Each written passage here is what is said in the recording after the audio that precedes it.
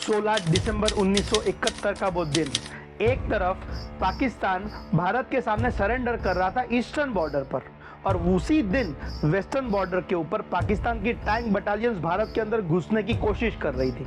करीब 25 पाकिस्तानी टैंक्स के सामने एक भारत का नौजवान खड़ा था जिसने एक भी पाकिस्तान का टैंक भारत के अंदर घुसने नहीं दिया। उसके खुद के टैंक को शेल लगा था, उसका खुद का टैंक जल रहा था, लेकिन आखिरी सांस तक ये युवान अपने टैंक में ही डटा रहा और एक भी पाकिस्तानी टैंक को उसने आगे नहीं जाने दिया। पाकिस्तानी टैंक से दागे गए शेल की वजह से, उस शेल का ब्लास्ट होने की वजह से एक उस शेल का टुकड़ा इस युवान के पेट में जा लगा था। बहुत बड़ी जख्म हुई थी, पेट की आंतें बाहर आ रही थी, लेकिन फिर भी आखिरी सांस तक इस युवान ने जंग का मैदान कभी भी नहीं छोड़ा। ये कहानी उस भारत माता के सपूत की है जिसने सिर्फ 21 साल की उम्र में सर्वोच्च बलिदान देकर अपनी देशभक्ति निभाई। इसका नाम है सेकंड लेफ्टिनेंट अरुण खेतरपाल।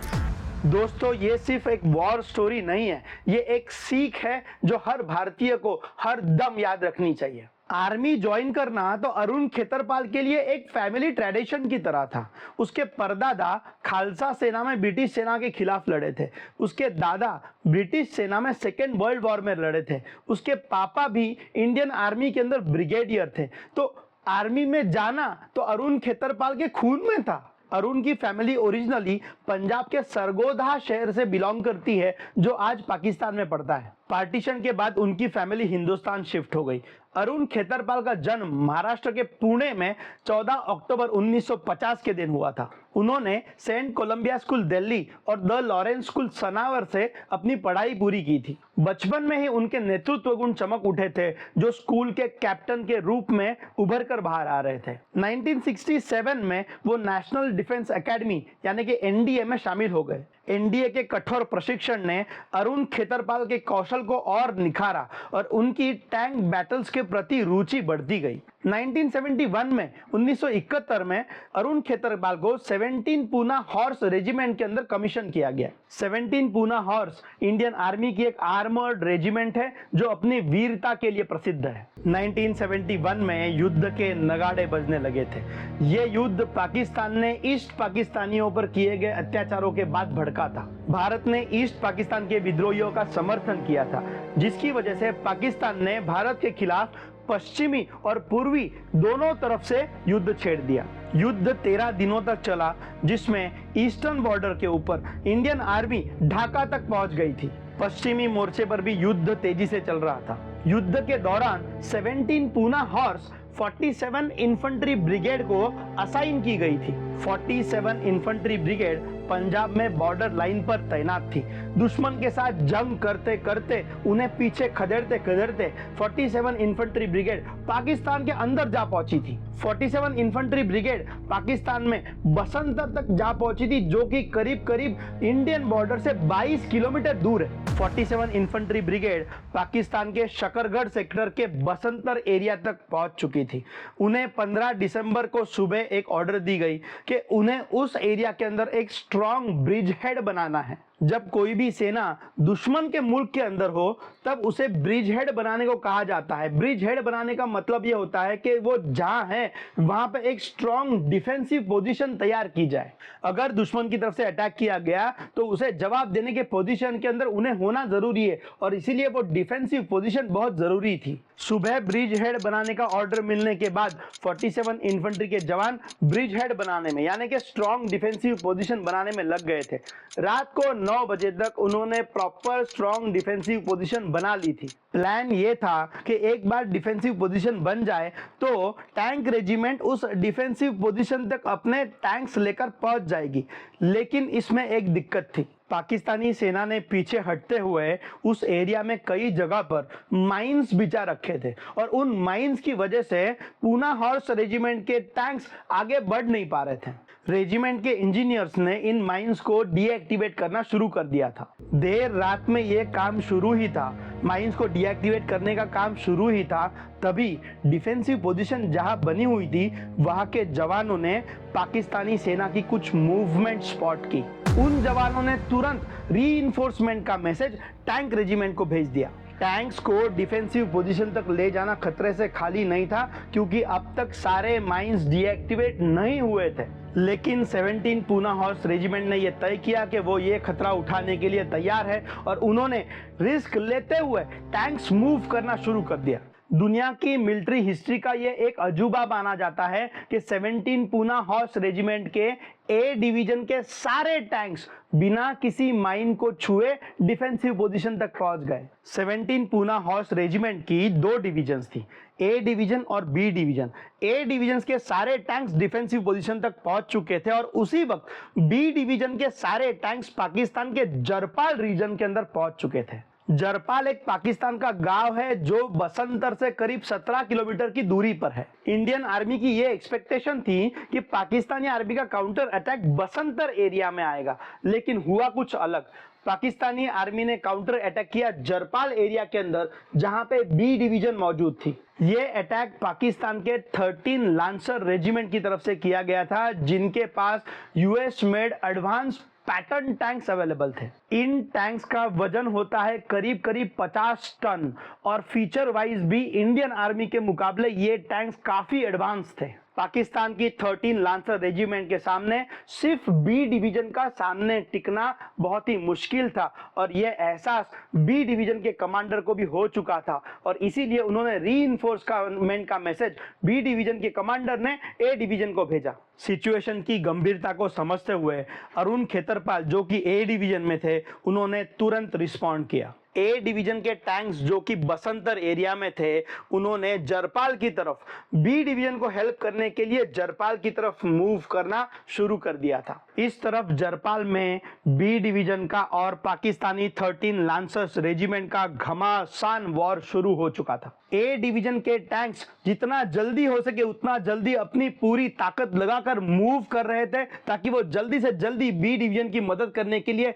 जरपाल पहुंचे। लेकिन दिक्कत ये थी कि बसंतर से जरपाल जाते वक्त बीच में आती थी बसंतर नदी। अगर बसंतर से जरपाल पहुंचना है तो आपको बसंतर नदी को क्रॉस करना ही पड़ेगा, और इसीलिए ए डिवीजन के टैंक्स ने नदी को क्रॉस करना शुरू किया। हाफ वे आने के बाद, नदी क्रॉस करते हुए हाफ वे आने के बाद उन्हें ध्यान में आया कि नदी के उस पार पाकिस्तानी चौकियां बनी हुई है, और उन्होंने वहां से ए डिवीजन के टैंक्स पर फायर करना शुरू कर दिया था। अगर ए डिवीजन को जरपाल पहुंचना है तो उन्हें पहले इन पाकिस्तानी चौकियों से निपटना पड़ेगा, नहीं तो इन चौकियों के फायरिंग के अंदर कहीं ए डिवीजन खत्म ना हो जाए। यहां अगर कोई चीज सबसे ज्यादा इंपॉर्टेंट थी तो वो थी टाइम।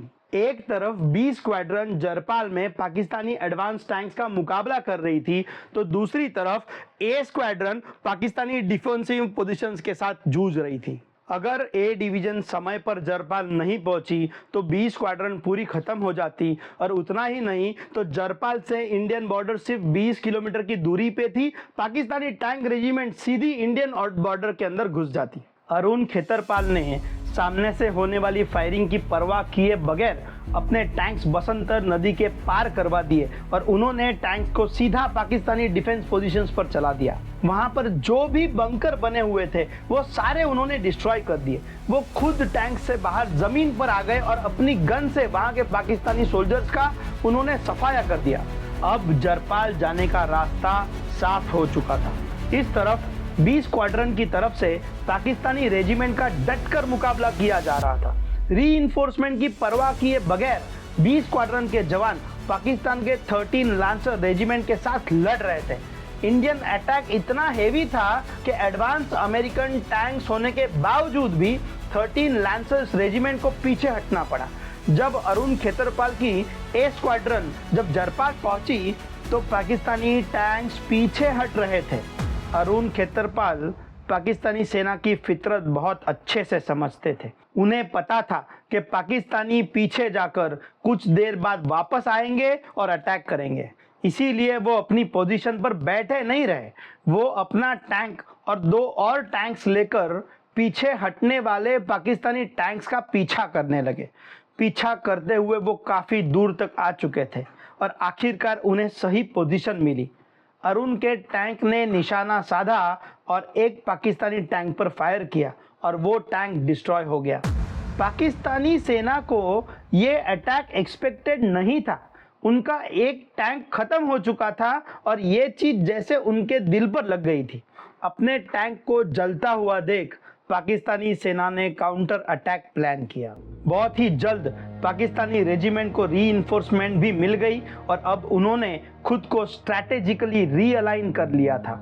इस बार उनका निशाना बी स्क्वाड्रन नहीं था, बल्कि उनका निशाना था अरुण खेतरपाल। पाकिस्तानी टैंक्स अब अरुण की तरफ आगे बढ़ रहे थे। एक तरफ 11 पाकिस्तानी टैंक्स और दूसरी तरफ अरुण खेतरपाल के पास थे सिर्फ 3 टैंक्स।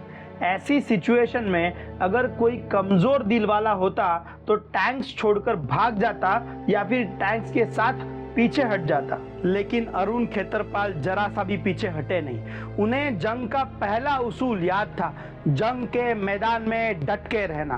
21 साल का ये नौजवान जिसने कुछ ही महीने पहले आर्मी ज्वाइन की है, जिसको बैटलफील्ड का कोई भी एक्सपीरियंस नहीं है, ऐसा ये नौजवान पाकिस्तानी सेना के सामने दीवार बनकर खड़ा था। पाकिस्तानी टैंक्स की तरफ से फायरिंग शुरू की गई। अरुण खेतरपाल के टैंक ने और उनके साथ के दूसरे 2 टैंक्स ने जवाब देना शुरू किया। टैंक बैटल्स में टैंक की पोजीशन और टैंक का निशाना बड़ा इंपॉर्टेंट रोल प्ले करता है। जंग के मैदान में दुश्मन के सामने दिमाग ठंडा रखकर पूरे कंसंट्रेशन के साथ सारी कैलकुलेशन करके निशाना लगाना बहुत ही चैलेंजिंग टास्क है। इस मामले में अरुण पाकिस्तानियों से कई बेहतर निकले। उन्होंने एक के बाद एक पाकिस्तानी टैंक्स को फोड़ना शुरू किया था। उनका निशाना और ग्राउंड मूवमेंट इतनी इफेक्टिव थी कि पाकिस्तानी टैंक्स अरुण खेतरपाल के टैंक को हिट नहीं कर पा रहे थे। एक के बाद एक अरुण ने पाकिस्तानियों के 10 टैंक्स डिस्ट्रॉय कर दिए। पाकिस्तानी टैंक्स ने अरुण के साथ के दोनों इंडियन टैंक को खत्म कर दिया था। इसी दौरान एक शेल अरुण के टैंक पर लग गया। अरुण के टैंक को आग लग चुकी थी। 10 पाकिस्तानी टैंक्स को डिस्ट्रॉय करने के बाद भी अरुण रुके नहीं थे। उनके सामने एक आखिरी पाकिस्तानी टैंक खड़ा था। शेल का ब्लास्ट होने की वजह से अरुण खुद जख्मी हो चुके थे। उनका पैर जख्मी हो चुका था, खून बह रहा था। उनके टैंक को आग लग चुकी थी, लेकिन ऐसे सिचुएशन में भी अगर उन्हें कुछ दिखाई दे रहा था तो वो आखिरी पाकिस्तानी टैंक। इसी वक्त अरुण को रेडियो के ऊपर उनके कमांडर का मैसेज आया। कमांडर ने अरुण से कहा कि वो तुरंत टैंक को छोड़कर टैंक से बाहर आ जाए और अपनी जान बचाए। लेकिन अरुण खेतरपाल ने रेडियो पर उनके कमांडर को जवाब दिया कि सर, मेरी गन अभी भी चल रही है। जब तक मैं इस आखिरी पाकिस्तानी टैंक को खत्म नहीं कर लेता, मैं मेरे टैंक से बाहर नहीं आऊंगा। ये मैसेज भेजने के बाद उन्होंने खुद ने अपना रेडियो ऑफ कर दिया। रेडियो रखकर अपने पैर में जख्म होने के बावजूद भी उठकर उन्होंने टैंक के अंदर से सामने वाले पाकिस्तानी टैंक पर निशाना लगाया। लेकिन उसी वक्त पाकिस्तानी टैंक से एक शेल इनके टैंक को आके लगा था। दूसरे शेल अटैक की वजह से अरुण का टैंक पूरी तरह से डिस्ट्रॉय हो चुका था। शेल का एक टुकड़ा अरुण के पेट में लग चुका था और ऐसी सिचुएशन में अरुण खेतरपाल ने उसी टैंक के अंदर अपने प्राण त्याग दिए। अरुण खेतरपाल की वीरता के कारण पाकिस्तानी टैंक रेजिमेंट भारत के अंदर नहीं घुस पाई। उनके शौर्य के लिए और अतुलनीय पराक्रम के लिए उन्हें परमवीर चक्र से सम्मानित किया गया। तो ये थी कहानी भारत के वीर सपूत की, जिन्होंने 21 साल की उम्र में अपने प्राण अपने देश के लिए न्यौछावर किए। अगर आपको ये कहानी पसंद आई हो तो हमारे चैनल को जरूर सब्सक्राइब कीजिएगा, वीडियो को लाइक जरूर कीजिएगा। धन्यवाद।